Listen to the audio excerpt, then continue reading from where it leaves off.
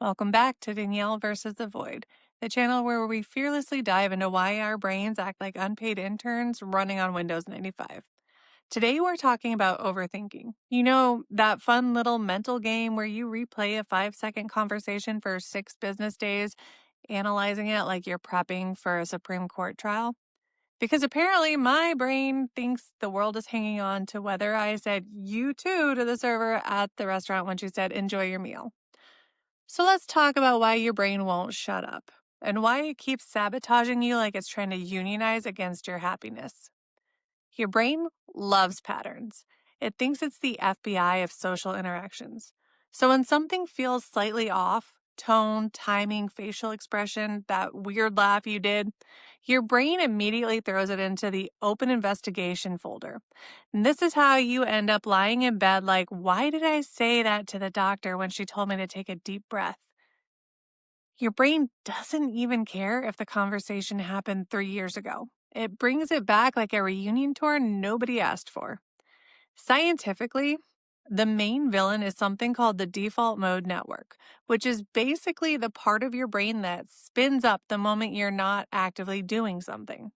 It's the mental raccoon rummaging through your memories at 2 a.m. like, hey, remember how you pronounced quinoa wrong in 2016? Let's relive that. Your default mode network kicks on when you're showering, driving, folding laundry. Basically, anytime your hands are doing chores, your brain is like, oh, perfect. Time to embarrass you. Overthinking is literally your brain trying to protect you, which is adorable and also incredibly unhelpful. Your brain is a paranoid guard dog who's never updated its software. It still thinks that embarrassing moments equal social death. Because in cave person times, if you annoyed your tribe, you could actually die. And now you just send an accidental haha to your boss and think about it for 47 hours. But your brain acts like, well, I guess we're getting exiled. And that is where the real fun begins. Your brain holds a full courtroom trial over the most microscopic social moments. You'll be washing the dishes and suddenly you're thinking, what did they really mean by sounds good? And your brain's like, let's replay the security footage. Every facial expression, every grammatical choice, every microsecond where someone blinked weird.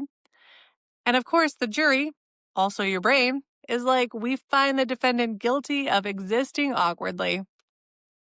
Apologies are overthinking gasoline because apologies involve tone, delivery, sincerity, timing, wording, emotional context, and about 17 unspoken vibes. If any of that feels even a little off, your brain's like, oh, they hate you, or oh, you messed up, or both. How about let's investigate this for the next decade? It doesn't help that half the apologies we get in real life sound like sorry you felt that way, which is code for I have reflected on nothing. Your brain loves nighttime overthinking because at night, cortisol dips, melatonin rises, your body relaxes, and your brain goes, now that you're comfy, let's ruin your peace. It's like your brain has a little DJ booth and starts spinning next up that thing you said in 2014.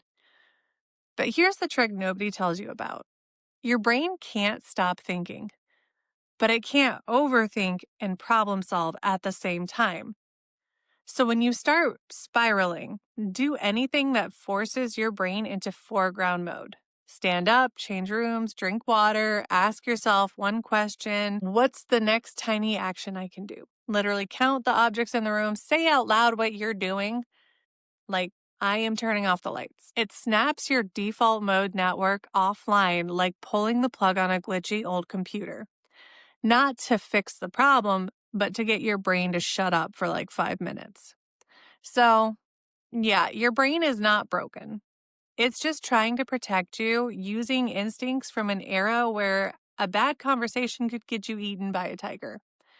If this helped you feel even slightly more normal, please hit subscribe and join me on this chaotic cosmic journey where we learn about why our brains act like stressed out interns in a universe that's way too loud.